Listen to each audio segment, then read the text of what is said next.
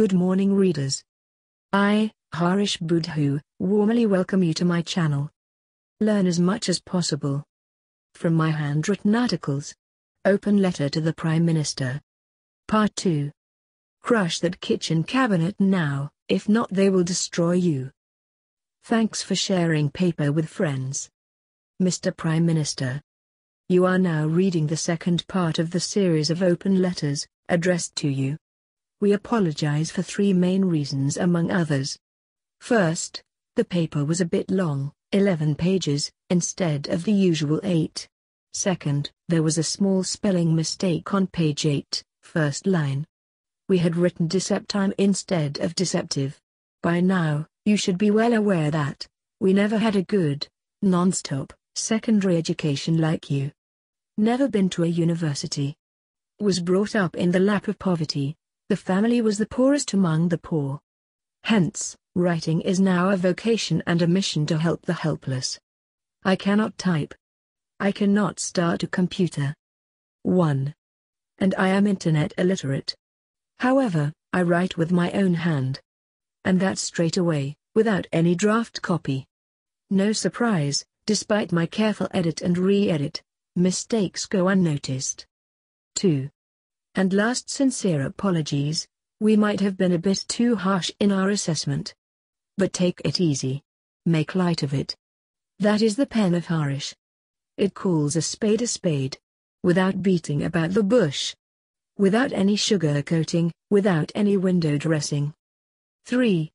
And without any cosmetics and toiletries, so is my tongue. Both present blunt words, even if they upset you. Both reveal the plain, painful, dreadful and the naked truth. Even if it hurts. Yesterday's unpleasant but honest basic truths should be taken in that light vein. 4. And water, though boiling hot, extinguishes fire. A thorn is often utilized to take out another thorn from the flesh of the foot. A doctor's knife, in the operating room, though painful, heals the wounds. And finally, quinine, though very very bitter, treats malaria fever. 5.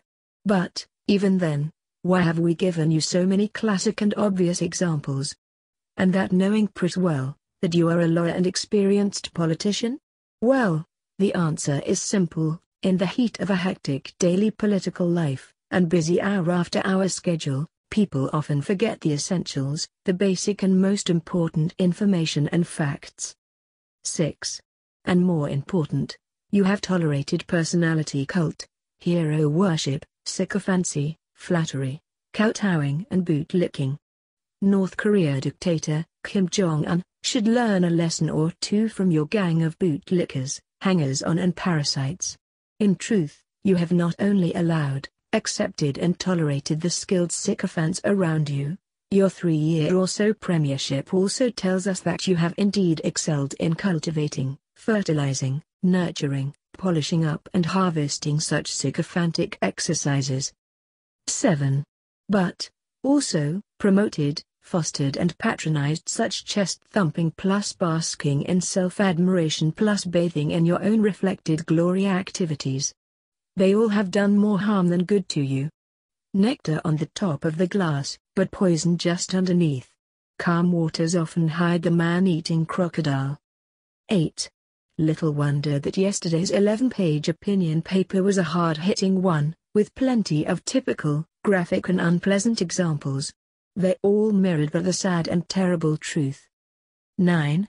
To force you to look around you and observe, to convince you to stop for a while, and look at yourself, to drive you to look into your own rear-view mirror of your premiership, to influence you to take pity but on yourself, to compel you to examine your own conscience and do some soul-searching, to oblige you to take control of your own destiny, to press you to take stock of your own image, personality, responsibility and accountability, to pressurize you to always think of that laws of natural justice and karma, to urge you to sit down calmly and think over the constant, imminent and grave danger the kitchen cabinet is now representing to your own government and to you in person.